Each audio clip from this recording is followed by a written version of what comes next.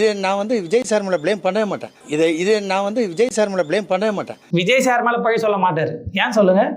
அந்த மாதிரியான ஒரு தற்கூரி இல்லாமல் தளபதிக்கான ஒரு தொண்டன், அடிமட்ட தொண்டன், அடிமட்டன்னா அடிய வரைக்கும் எந்த அளவுக்கு அடியிலன்னா நெஞ்சில் பச்சை குத்திருக்கான்.